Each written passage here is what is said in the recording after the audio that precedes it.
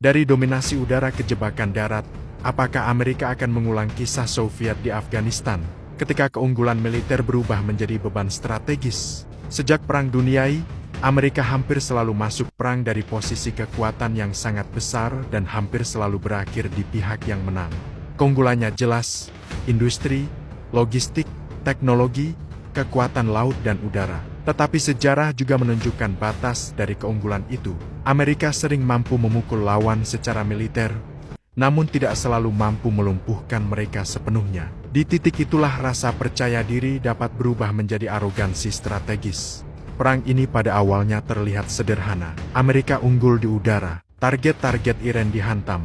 Tetapi justru di titik inilah risiko terbesar muncul. Karena dalam strategi klasik, kemenangan awal sering menjadi pintu masuk ke kesalahan terbesar. Menteri Pertahanan AS menyatakan bahwa tujuan mereka tetap sama, menghancurkan peluncur rudal, industri pertahanan, dan memastikan Iran tidak memiliki nuklir. Ia bahkan menambahkan, militer Amerika Serikat mengendalikan nasib negara itu. Semakin absolut tujuan, semakin sulit perang dihentikan. Kini, opsi pengerahan ribuan pasukan darat mulai muncul. Pengamanan Selat Hormuz dan operasi darat terbatas menjadi titik kritis. Sun Tzu menulis, berikan umpan untuk memancing musuh. Berpura-puralah kacau, lalu hancurkan dia. Iran memindahkan perang ke medan yang mereka pilih, Selat Hormuz. Sempit, padat, dan penuh peluncur rudal. Persis seperti prinsip, dia yang menguasai medan perang lebih dulu akan merasa tenang.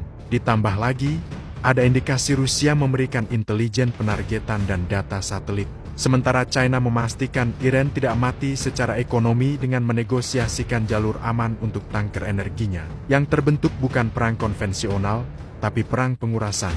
Sama seperti Uni Soviet di Afghanistan tahun ke-1979.